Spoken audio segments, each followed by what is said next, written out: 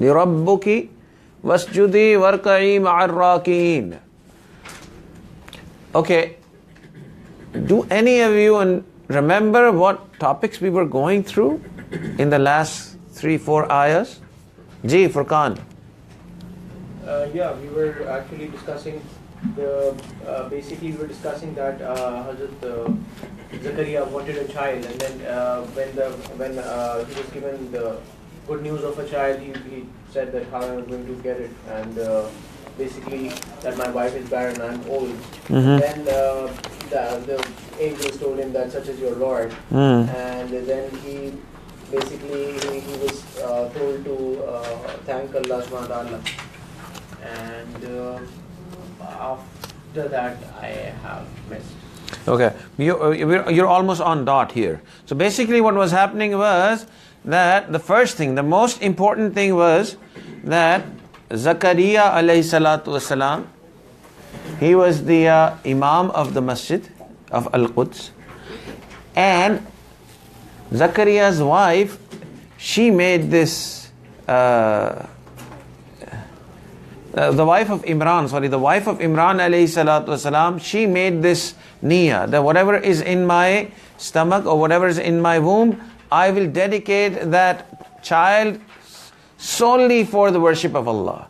And she was thinking that it is going to be a boy. It ended up that it was a girl, and that girl was, who was the girl? The girl was Hazrat Maryam. And Hazrat Maryam was actually, when she was born, then the wife of Imran alayhi salatu wasalam, she thought that, okay, now I promised to Allah that whatever is in my womb is for Allah, so now I have to dedicate her. So she took her to the masjid, where her uncle Zakaria alayhi salam was the Imam of the masjid, and that masjid was Masjid al-Quds, Baytul Maqdis, right? And she took her there, and then what happened was that Zakaria alayhi salatu wasalam, when he said that, okay, I am going to take care of her, I am going to take care of the baby, and I'll be the guardian. All these other people, they said that, okay, we also love Imran alayhi salam, he was our prophet, and you cannot take her to be the guardian. So there was a debate, a dispute. So how did they manage the dispute? They did the chits. Yeah. They did the chits, but their chits were a different way. It's not the way we do it now. So they drew lots, and it was through pens. What they would do is that they would actually put their pens. Each one of them is going to put their pens in the river or in the stream which was flowing close by. And what would happen is that if all pens go in one direction, the one pen that goes in a different direction, that person is going to win the lot. This was how they used to do it then, right? So that is why Allah subhanahu wa ta'ala is going to mention the ayah today that we'll do, that, O Prophet of Allah, you were not there when they were putting their pens in the river, right? So why were they putting the pens in the river? They were doing the chits, the way we would do chits now, right? So this is what it was. So they did this, and it so happened that Zakaria alayhi salatu wasalam, he won this chits, he won the chits. So then he got to be the guardian of Maryam. And then Maryam, when she was a little older, he saw that whenever he would come into the mihrab where she was living in the masjid, she would always have food. So he asked her, how did you get the food? And she said, this is from Allah. Because the only thing she would do is she would worship Allah subhanahu wa ta'ala, and Allah would give her food. So when he saw this, that's when he made dua. And he was a very old man then. And he made this dua that, oh Allah, if you can give her these fruits and this food to eat, and these fruits are fruits which are, it is not even the season for these fruits, right? So if you can do this for her, then you can also give me a child at this old age. That's when he made this dua, and Allah subhanahu wa ta'ala gave him the good news that you will have a child who's going to be very pure, who's going to be a Nabi of Allah, and his name is going to be? Yahya. What is going to be the name of the Prophet? Yahya. Isa alayhi salatu wasalam. Isa is Isa ibn Maryam, right? Isa is not the son of Zakaria. The son of Zakaria alayhi salatu wasalam is Yahya. So that's when Yahya alayhi salatu wasalam was born. And then Allah Ta'ala mentions, O Maryam, now you should also completely devote yourself to the worship of Allah. This was the last ayah that we did. Ya Maryam. Could you go? Ya Maryam uqnuti. Uqnuti means that worship. You should worship yourself li rabbika. Devote yourself completely to your Lord. Wasjudi. And what should you do?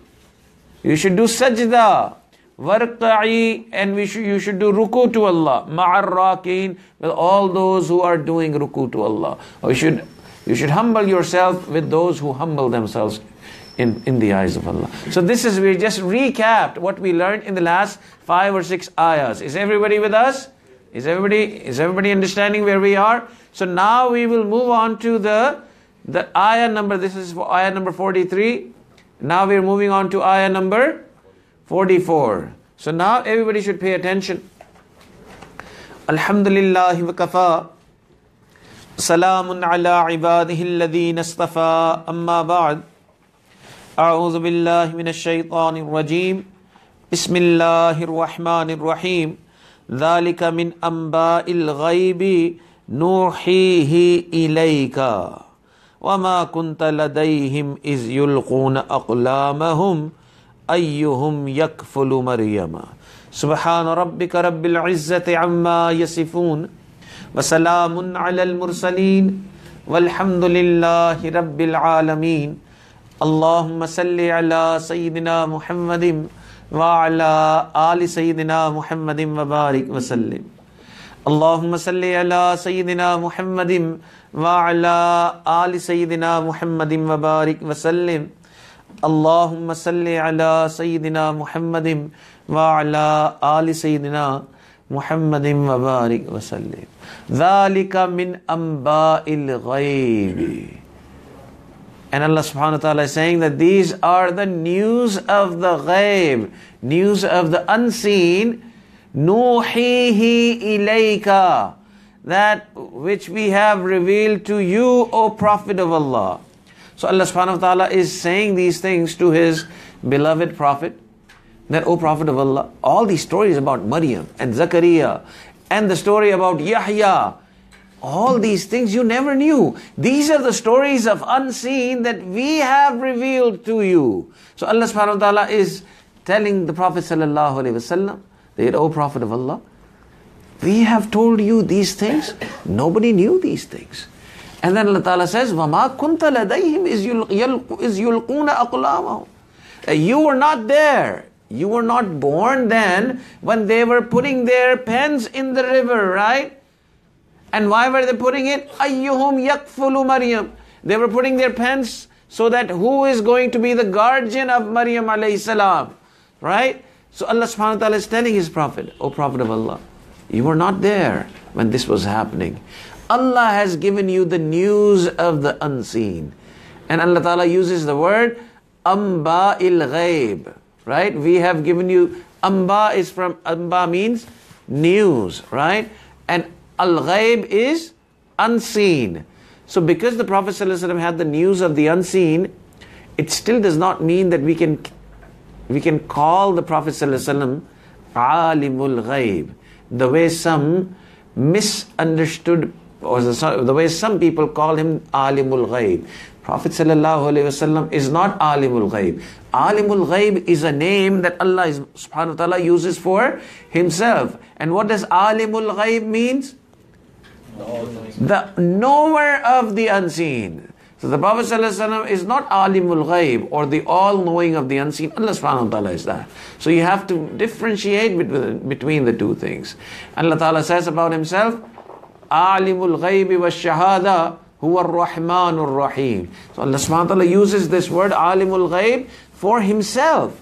So we cannot call the Prophet ﷺ Alimul, although Allah has given him some news of the unseen that normal people would not have.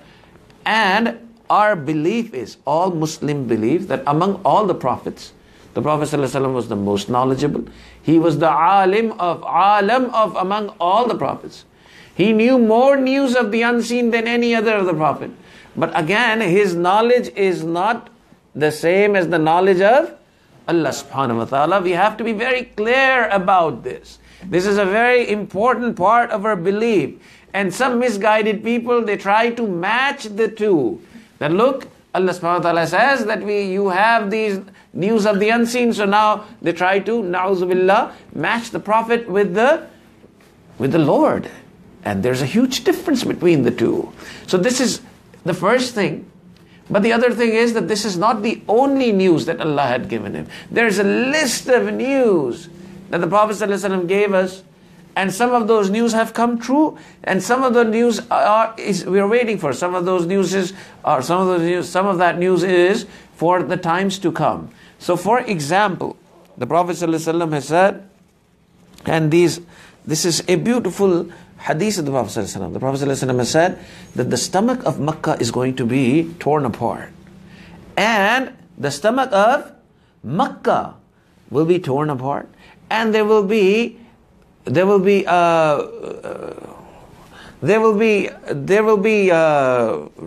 that will be made through the stomach of the stomach of Makkah.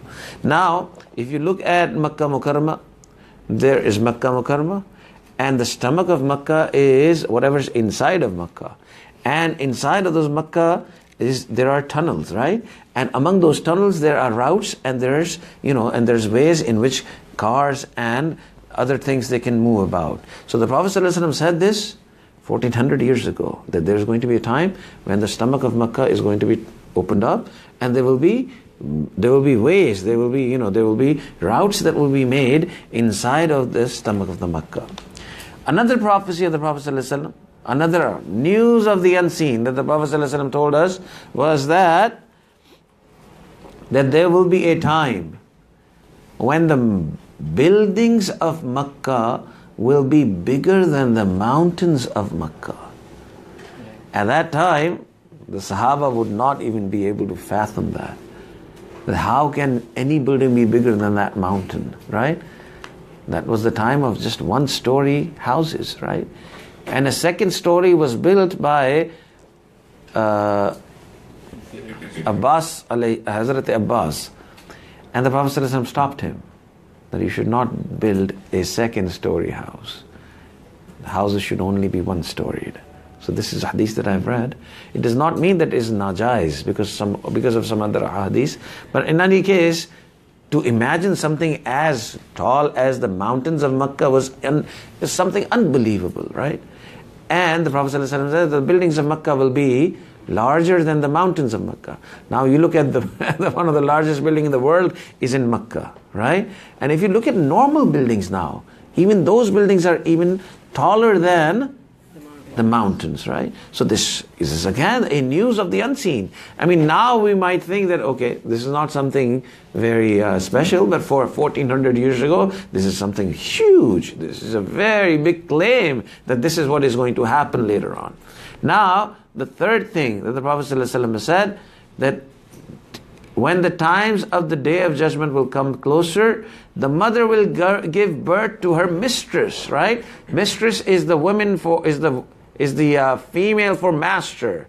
So the child will be the master, or the daughter is going to be the master, and the mother is going to be the slave, right? This is what's going to happen. Or the mother is going to be the servant, and the daughter is going to be the master, right?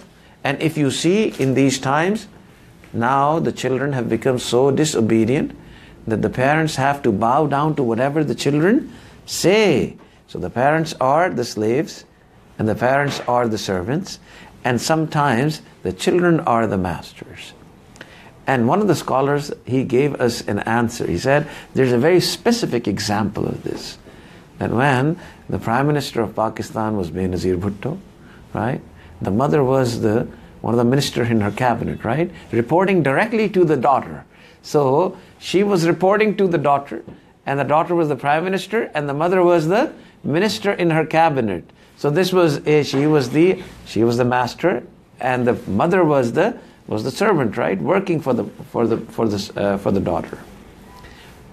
Another prophecy or another news of the unseen that the Prophet ﷺ gave us was that the Prophet ﷺ said that in the end of times there will be a situation where the singing lady will sing in each and every person's ears. Again, at the time of Sahaba, to imagine that there will be a singing lady at the ear of each and every person, Very difficult to imagine, right? There were no headphones at that. There were no mobile phones. There was no headphone at that time.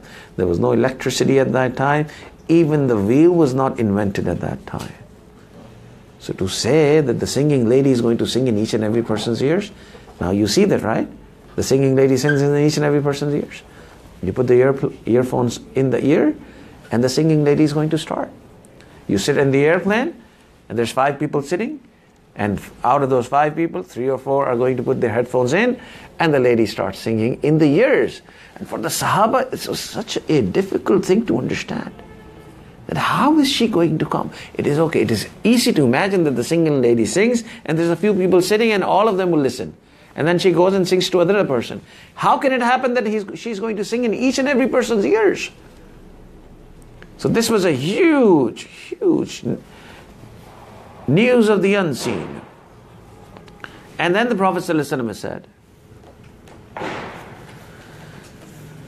so these things are not something we do not believe. We believe in each and everything about this. And we also believe that the Prophet ﷺ had miracles, right? And among these miracles is one of the most important one is the one about Abu Jahl. The Prophet ﷺ went to his house hundreds of times, inviting him to Islam. And one day he said, okay, fine. Because the Prophet ﷺ had some stones in his hands. And Abu Jahl said, okay, fine. If you make these stones say, La ilaha illallah, then I will accept your message. And it so happened that the stones, they ended up saying, La ilaha illallah. And Abu Jahl said that you are a man who's possessed. I still don't believe you. So this is what he said. Although he heard the La ilaha illallah from the stones. So the Prophet ﷺ had miracles. He had the news of the unseen. And this is a beautiful miracle of Jabir radiallahu anhu. And this was the time of the Ghazwa al-Khandaq. Yes. What do you mean by you're a man who's possessed? You're a magician. That's what he said, basically. Yeah. So you're a magician.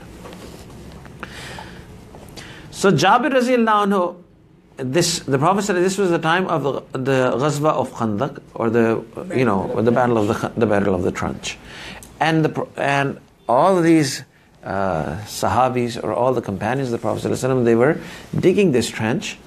And in that trench, when they were digging that trench, it was a time when it was very hot in Medina. It was also a time when they had no food. And the Sahaba, they had nothing to eat. And the Prophet ﷺ had not eaten for a long time. And it was a time of very heavy, hard work, right? So Ali radiallahu anhu came to the Prophet ﷺ and he said, O Prophet of Allah, and he showed his stomach. And there was a stone that was tied to his stomach because of the pain that he was going through because he had not eaten. He said, O Prophet of Allah, I haven't had anything to eat for the last 3 days. And the Prophet ﷺ, he pulled his own shirt, and when he pulled his blessed shirt, Ali radiallahu anhu saw that there were 2 stones. And this is the amount of pain the Prophet ﷺ was going through because he hadn't had anything. So he said to Ali radiallahu anhu, O Ali, by the entity in whose hand is my life. So basically he was saying, I swear upon Allah that I haven't had anything to eat in the last 5 days. So Jabir radiallahu anhu saw that the Prophet ﷺ looked very weak.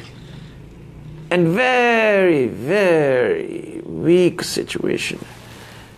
And he felt very bad about this. So he ran to his house. And he told his wife, do you see, the Prophet ﷺ had grown very weak. He hasn't had anything to eat in the last 5 days. So whatever you have in the house, just cook it. She said, we only have this one small sheep. And I will slaughter it. And I'll start making food. So you go and invite the Prophet ﷺ to our house. So Jabir radiallahu anhu left. So she said, okay, wait, listen. Invite a few other companions as well, because this is one sheep and maybe 3 or 4 people can eat from it. So she invited, Jabir radiallahu anhu ran and he said to the Prophet ﷺ that, O Prophet of Allah, my wife is cooking some food. And she's cooking, she had a small sheep, so she's cooking a sheep. And she's going to make some bread. So I would like to invite you to come to my house and have something to eat. And my wife is saying that you can also invite some of your companions. As soon as the Prophet ﷺ heard this, the Prophet ﷺ stood up and he called all these 1,000 companions. who were working in that trench. Now all of you are invited to Jabir's house because Jabir is having food for me. And Jabir radiallahu anhu was shocked that this is food for only 3 or 4 people. And the Prophet ﷺ has given an invitation to how many? 1,000 companions. And the Prophet ﷺ saw that Jabir was in a complete shockful state. So the Prophet ﷺ calmed him down. That Jabir, don't worry. Just go to your house. Don't open the lid of the vessel till I come. And don't ask your wife to start cooking the bread till I come. So that's what Jabir radiallahu anhu did. And when the Prophet ﷺ came there were a few bowls. And the Sahaba would put their bowl in that vessel. And they would take out, whatever was cooked. And they would eat. And each one of them started eating it. And one by one, 1,000 companions ate from that food that was cooked. And the wife of Jabir radiallahu anhu cooked bread for 1,000 people. And then finally the Prophet ﷺ also ate himself. And then he asked Jabir, "Oh Jabir, you should also have some food from this." So Jabir radiallahu anhu also ate. And after he was done, the companions say that we looked at, the vessel, and the food that was cooked was almost the same when it was cooked at the beginning.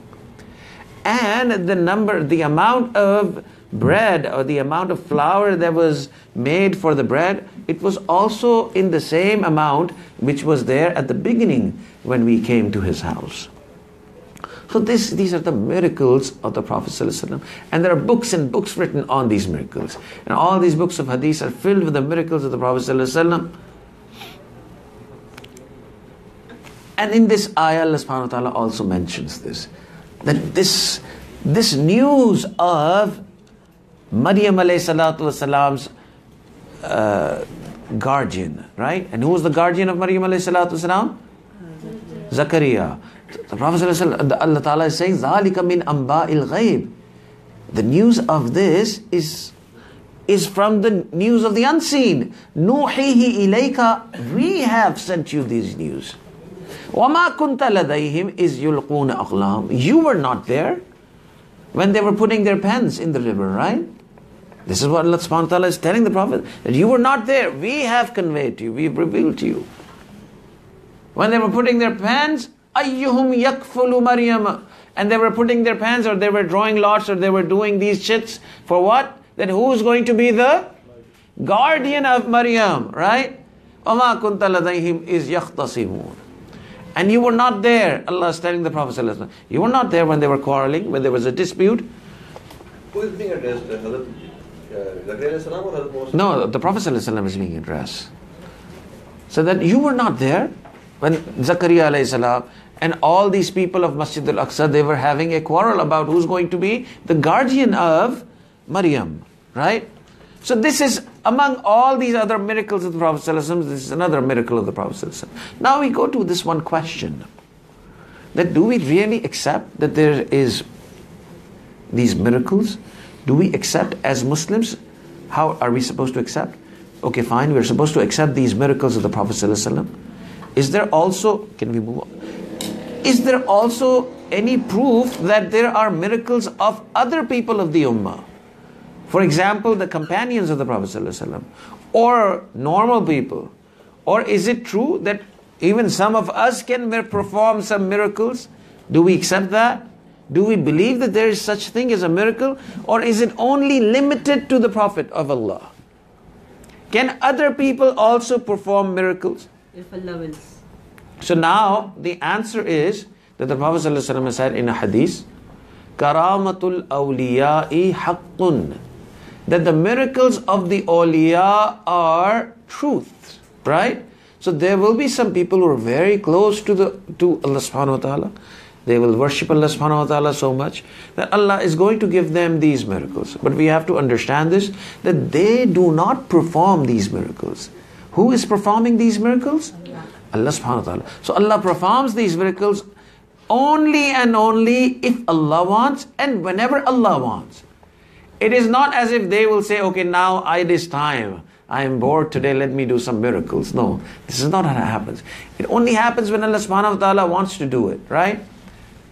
But there are signs that even normal Muslims or normal people will be able to perform some miracles.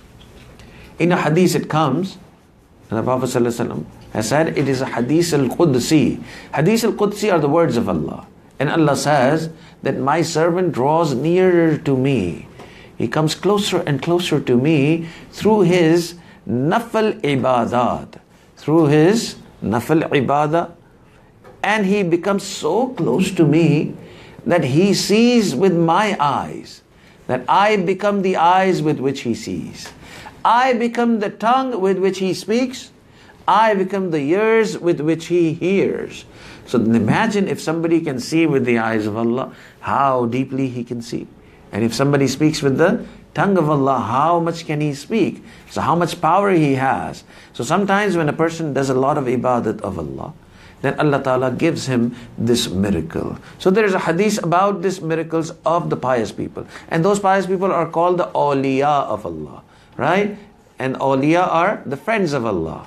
And a single friend of Allah is called the wali of Allah. So the person who's the wali of Allah, who's the friend of Allah, he might be able to perform a miracle. Now the question is, do all the awliya of Allah perform miracle? Is that, if you are a friend of Allah, is it compulsory on you that you are going to perform miracles? No. Not all awliya perform miracles. Some can, some cannot. One of the biggest shaykh of the last couple of centuries, Hazrat Maulana Ashraf Ali Thanvi Rahimullah, says that performing of the miracles is just like having hair on your head or not having hair on your head. So some people who have hair on the head and some people lose their hair, right? So if you don't perform miracle, it is not a sign that you are a wali of Allah, that you are not a wali of Allah. Or if you perform miracle, it is again not a sign that you are a wali of Allah. So to judge if somebody is a friend of Allah, we will not see, okay, if he can perform miracle, then he's a friend of Allah. If he cannot perform miracles, then he's not a friend of Allah. This is not how we judge somebody if somebody is close to Allah. How do we judge if somebody is close to Allah? The amount of sins he has left in this world. If he has a sinless life, then he is a friend of Allah. If he has sins in his life, then he's not a friend of Allah. It is as simple as that. So that is why the Mashaykh have said, if somebody is even flying in the air, but he's sinning, he's disobeying Allah subhanahu wa ta'ala, he can become a shaitan, he cannot become a wali of Allah. If somebody is sinning, he's disobeying Allah, he's not a friend of Allah. So the friends of Allah are those people who live sinless life, who are away from the disobedience of Allah. So that is why the scholars have said that the miracles are not signs of piety. Allah can grant a pious person miracles, right? Allah had granted Umar Raziyallahu Anhu a lot of miracles. And there are many, many written in the books. And one of the most famous one is that one of the companions of Umar Raziyallahu Anhu, his name was Sariya. And Sariya had gone for a battle with the kuffar. And Sariya was fighting that battle and he was on top of a mountain. And he saw that the kuffar had left and they ran away. So he was very convinced that we won this battle, right? But it so happened that the kuffar tricked him and they ran away and they took a long route and they came from behind the mountain. And they started climbing the mountain. And Sariya and all these other Muslims, they were on top of the mountain. And they were about to actually attack the Muslims. And they were about thousands of miles away from Madinatul Munawwarah. And Umar Raziyallahu Anhu, he came and he sat on the mimbar of Masjid al-Nabawi. And Allah subhanahu wa ta'ala opened it up for him. He saw this whole scene. That Sariya was standing on top of the mountain. And the kuffar, they were actually behind Sariya and all the Muslims. And they were going to attack Muslims from behind. And all these Muslims, they have thought that, okay, we've won the battle and they've all ran away. And before they were about to attack, Umar Raziyallahu Anhu was shown all of this, the whole scene. And sitting on that mimbar in Medina Munawwara, thousands of miles away, he called out, Ya Sariya al-Jabal, Sariya, look, they're coming from behind the mountain. And Sariya says that I heard the voice of Umar radiallahu anhu, that look behind, they're coming from behind the mountain. So we all turned back and we saw that these kuffar are coming from behind the mountains. So this was a huge miracle. And then they fought with these kuffar and then they defeated him. So this was the miracle of Umar radiallahu anhu. He was sitting thousands of miles away. He saw this whole scene, and when he said something, it reached thousands of miles away while sitting on the mimbar of the Prophet sallallahu alaihi wasallam. So it means that pious people can perform miracles, but performing miracles is not a sign of piety, right? That is why it is said even Dajjal will perform very big miracles. And he is going to create rains. He's going to ask the mountains rain, and so he's going to ask the clouds, and the clouds will rain. And he's going to give life to the death. He's going to give life to the dead. And dead people will come to life. Dajjal is going to do that. And people will fall for it. They will say, look at the amount of miracles he's performing. And they will say, okay, we believe in him. He is the righteous man. And they will try to follow him. On whatever he's going to tell them, they're going to follow. So if you see somebody performing miracle, it does not mean he's a person who's close to Allah. Performing miracle is not a sign of being close to Allah. What is the sign of being close to Allah?